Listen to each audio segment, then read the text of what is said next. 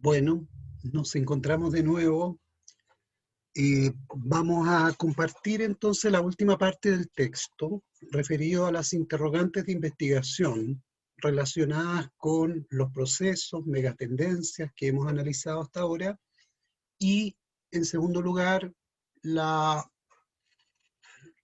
los principios normativos, los principios éticos de la solidaridad, bien común y subsidiariedad. Entonces, ahora vamos a pensar en preguntas más específicas que se puede hacer en el marco de un informe, una investigación, al Estado, las reformas que pueden mejorar y todas esas cosas. Voy a compartir pantalla y voy a ir al texto. Y vamos a ver esta parte que es elementos normativos de la noción de Estado, demanda en nuestro tiempo y principios normativos para la orientación de funciones y regulaciones estatales. Ahora esta reflexión se orienta a proponer elementos de una noción de Estado que sean coherentes con las megatendencias condicionantes a que hemos aludido, ¿no? Globalización, pluralismo, democratización, y principios normativos que deben orientar las funciones y regulaciones del Estado, ¿no? La solidaridad, bien común, subsidiariedad. ¿Cómo hemos de concebir al Estado si éste ha de tener capacidades de responder positivamente a los desafíos de la globalización, del pluralismo y la democracia? Es decir, ¿cómo puede el Estado cumplir mejor su función de integración? Independientemente de la forma concreta, específica que tenga el Estado, o sea, de lo que esté escrito, de las características específicas que tenga, reconocemos como fundamento esencial del mismo la comunidad de ciudadanos. Esto lo hemos reiterado en varias oportunidades: dignidad humana, ¿no es cierto? El ser humano como posibilidad, por lo tanto, condiciones que promuevan ese desarrollo. Solo puede existir mediante el consentimiento de quienes integran esa comunidad. Cuando no hay consentimiento, el Estado entra en crisis.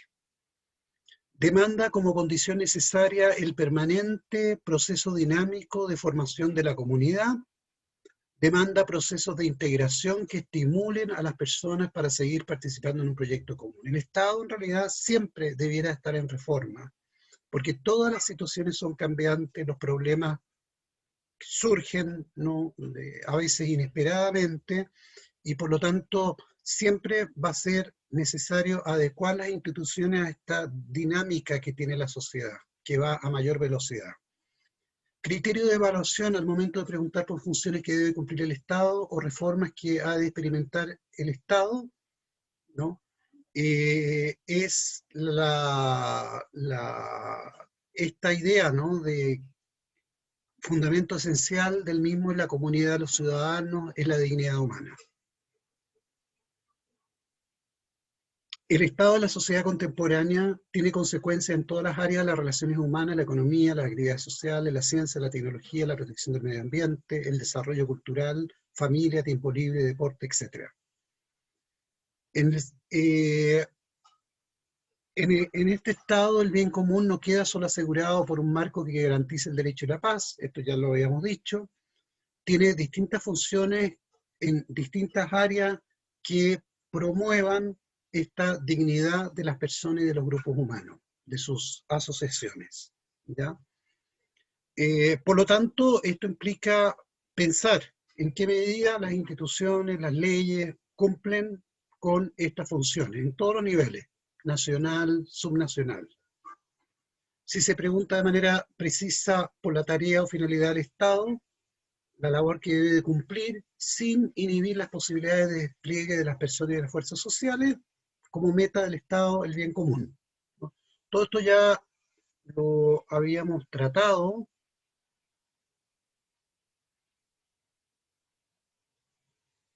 Eh, sí, como los principios. Y acá viene la parte de las interrogantes para la investigación, que es lo que va a servir de centro, va a ser central en esta lectura. En nuestro orden normativo institucional, o nuestras instituciones, constitución, etcétera, Perdón, la pregunta, ¿es nuestro orden normativo institucional favorable o desfavorable para la integración nacional? ¿Ese orden favorece u obstaculiza el despliegue de los procesos de globalización, pluralismo y democracia? No debe oponerse a ellos porque se están dando en la sociedad, en el mundo, esto es inevitable, ¿ya? Pero la pregunta es si lo favorecen, si son coherentes con esas megatendencias y al mismo tiempo coherentes con los derechos fundamentales, coherentes con la dignidad humana. A eso apunta la pregunta. ¿Está Chile preparado en sus estructuras, instituciones y marco normativo jurídico para aprovechar las posibilidades y enfrentar los desafíos que imponen la globalización y el pluralismo? La pregunta es compleja y demanda una investigación de dimensiones, ¿no? Cabría preguntar por la bondad de nuestro actual sistema electoral, en primer lugar. ¿Favorece dinámicas de participación coherentes con los efectos de la globalización y el pluralismo en la sociedad? ¿Es realmente un sistema que refleja las preferencias de los ciudadanos con derecho a voto? ¿Permite efectivamente que todos los grupos políticos encuentren representación y en consecuencia se sientan integrados? Vamos a tener un capítulo de este curso que es de derecho electoral, donde vamos a ver el sistema electoral a nivel de municipalidades y el sistema electoral a nivel de regional. Entonces ahí cabe preguntarse, ¿no?, ¿en qué medida eso garantiza una participación real, efectiva? Eh, Respecto a los derechos humanos, las disposiciones constitucionales y legales que declaran y garantizan la dignidad humana en nuestro país, ¿tienen consecuencias reales? La incuestionable falta de igualdad de oportunidades sociales y económicas en Chile permite hablar de igualdad de trato y de dignidad. En esta materia, ¿qué correspondería hacer al Estado? ¿Qué correspondería hacer a otros actores individuales y colectivos de la sociedad? ¿No? Porque el Estado, nuevamente, la principal función de bien común es contener un conjunto de normas que reflejen un consenso en que es necesario evitar lo más malo de las personas, sobre todo los que tienen poder, y consenso en que esas normas promuevan, ¿no es cierto?, relaciones positivas, sociales positivas, y que esas relaciones positivas, sociales, también se traduzcan en una mejor calidad de vida para todos, ¿ya? ¿Qué corresponderá hacer el Estado y qué correspondería hacer a otros actores individuales y colectivos de la sociedad? Eh, Hay grandes reformas, están estas reformas de la descentralización, antes hubo una reforma del sistema judicial, se insertan en un proceso integral de reformas y acciones estatales o entran en contradicción con prácticas, instituciones, regulaciones que no promueven la toma de conciencia y el uso de los derechos de los ciudadanos. Ese es el tema. Cuando analicemos el proceso de descentralización, de gobernanza multinivel, de nuevos cargos, nuevas funciones, nuevas leyes, etc. La pregunta acá es si esos cambios están promoviendo integralmente, no como cambios aislados, eh, una mejoría de las instituciones para que cumplan mejor su función de bien común, o simplemente son cambios que se hacen mientras persisten otros factores que obstruyen, ¿ya? Y acá yo menciono prácticas, instituciones, regulaciones, ¿no? Van a garantizar las reformas, va a garantizar la nueva institucionalidad que hay en los gobiernos subnacionales, va a garantizar que quienes tienen funciones con poder no se van a desviar de sus comportamientos, van a garantizar que las instituciones van a ser interpretadas con el sentido original de la descentralización, o vamos a tener formas distintas centralizadas. Esa es una pregunta pertinente. La globalización y el pluralismo pueden tener el efecto de estimular en las personas el énfasis sobredimensionado de la realización personal, y ello puede producirse a costa del desarrollo de una coexistencia equivalente sobre los deberes políticos y sociales. Lo vemos a cada rato en nuestro país. ¿Sería legítimo demandar acciones especiales por parte del Estado? Acciones que, lejos de inhibir los procesos de globalización, pluralismo, democracia, signifiquen una contribución para restaurar el equilibrio. Por ejemplo, formación ético-política a la ciudadanía más fuerte, que actualmente no la hay, prácticamente no la hay. La idea de identidad nacional, que todos nos identifiquemos con un Estado, con instituciones que nos representen, que manifiesten nuestro consentimiento, etc. Aquellas formas de instituciones y regulaciones que no experimenten el necesario proceso de renovación y adaptación serán objeto de un creciente cuestionamiento por parte del ciudadano común y dejarán de ser expresión de consenso. Esto lo decía yo en 2002. En consecuencia, no brindarán un servicio para la integración. ¿Es este un criterio válido para abordar el tema de la modernización del Estado? Y lo mismo, ¿no? Con la descentralización, con las nuevas funciones de los gobiernos regionales, los nuevos cargos, qué sé yo. ¿Brindarán un servicio a la integración? ¿No?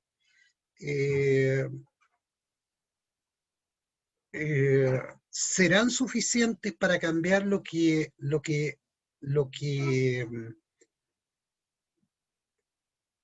constituye una barrera para que haya un desarrollo local equitativo, armónico, equilibrado en todos los territorios? Otra pregunta muy importante. En la actualidad el concepto de nación puede pasar a quedar subordinado a valores más elevados o generales que en el pasado, a principios de consenso. Dentro de la nación, dentro de Chile actualmente, hay diversas relaciones entre las personas, las que dan origen a derechos y deberes, tales como deberes de solidaridad respecto a determinadas comunidades a las que se pertenece libremente. En general, esas relaciones y deberes no entran en conflicto con la vinculación simultánea de las personas a la nación, pero de producirse conflicto, los órganos estatales no tienen derecho a demandar de sus ciudadanos más que aquello que sea necesario para el bien común o el orden común integrador. Y ello debe estar fundamentado, defensa de la variedad, de la diversidad, de los derechos, de la igualdad, de las oportunidades. Si se sostiene que hay una demanda del bien común, entonces el bien común debe estar claramente expresado en deberes de derecho, que no entren en contradicción con los deberes, con los derechos de las personas y de sus asociaciones. Esto lo hemos repetido, por lo tanto no voy a reiterarlo. Con relación al principio de subsidiariedad, si la mayor parte de los ciudadanos tienen la tendencia a la... Perdón, con respecto al principio de la subsidiariedad, orientación normativa para las acciones integradoras del Estado, cabe hacer las siguientes reflexiones y preguntas. Por razones de cultura política o de otro tipo, si la mayor parte de los ciudadanos tiene la tendencia a la pasividad o permanece inerte frente a determinados temas y propósitos reconocidos como de interés público, esperando que el Estado disponga todo y lo haga todo, que los gobiernos, qué sé yo, hagan todo, la pregunta es, ¿cabría demandar de los órganos estatales acciones especiales para que los ciudadanos salgan de la inercia? Pensando, por ejemplo, en el tema de la participación ciudadana, ¿se podría esperar del Estado acciones específicas, especiales o regulaciones orientadas a estimular la participación ciudadana? Por ejemplo, una legislación bien pensada sobre financiamiento de partidos políticos. Esto era del 2002. Después se salieron legislaciones. En 2011, por ejemplo, salió la legislación ¿cómo se llama?, de las organizaciones de la sociedad civil. ¿Pero es suficiente? Esto tenemos que revisarlo muy críticamente a nivel subnacional. A propósito de las consecuencias de la globalización y el pluralismo, otra pregunta relacionada con el principio de la subsidiariedad. ¿Hasta qué punto debe el Estado permanecer con determinadas funciones que, aunque pudieran ser llevadas a cabo por los particulares, por su naturaleza han sido tratadas hasta ahora a nivel estatal, centralizado? Se piensa, por ejemplo, en las tareas de defensa, seguridad interior del Estado, en el manejo de las relaciones exteriores, en programas sociales en favor de sectores más desprotegidos de la sociedad. ¿no? Acá vamos a discutir, por lo tanto, en qué medida las transferencias que van a pasar, van a pasar según los procedimientos de la ley, la transferencia de funciones hacia los gobiernos regionales y hacia las municipalidades van a ayudar a esto, ¿no? A que haya más cercanía entre los servicios, las políticas y la ciudadanía. Es un tema muy, muy importante. En la actualidad, en muchos lugares del mundo se observa una mayor orientación de las personas hacia espacios nacionales más reducidos, tales como el pueblo, la ciudad de origen, la región, y es posible que los movimientos de larga duración ya descritos, globalización, pluralismo, democracia, lleguen a tener esa consecuencia en nuestro país. Espacio para que nosotros nos orientemos en el campo de preguntas sobre decisiones políticas por principios de validez general y por valores como los derechos humanos, que es transversal a todos los grupos. El pluralismo, también transversal a todos los grupos, ¿no? Y que preguntemos por el papel positivo o negativo que desempeña desde este punto de vista nuestra estructura político-administrativa nacional y regional. Esa es la pregunta que se ha hecho todo este tema de la reforma de descentralización. Pero ¿se ha abordado bien? ¿Es suficiente? ¿Qué falta por hacer? Son preguntas que están abiertas. Finalmente, en relación a los aspectos, a los efectos de la globalización y el pluralismo en Chile, cabe preguntar de forma sistemática por actores tradicionales y emergentes que demandan acciones integradoras del Estado. Por ejemplo, la institución familia sometida a condiciones del mercado, los pueblos indígenas y las comunidades de inmigrantes latinoamericanos, bolivianos, peruanos, ecuatorianos, especialmente, entre otros. Muy, muy, muy relevante, ¿no? Porque cabe preguntar, ¿no? ¿Cómo van a ser la relación entre los actores que tradicionalmente han tenido una posición más, digámoslo así, asentada en el Estado, se sienten muy integrados al Estado? ¿Y qué pasa con todos estos grupos, ¿no? De ahí surgen demandas. Y bueno, si aplicamos el principio básico, esencial del ser humano con sus derechos, dignidad, etcétera, tenemos que reformar muchas cosas para que todos podamos tener esos derechos. Entonces, y esto es muy importante también para el tema de descentralización y los que vamos a abordar en todo a lo largo de este curso. Entonces, con esto cierro una primera etapa que está orientada a que ustedes tengan un apoyo para leer estos textos y entenderlo y después aplicarlo en el informe que vamos a hacer, aplicarlo en las rondas de discusión que vamos a tener en las clases. Entonces la tarea es esa, ¿no?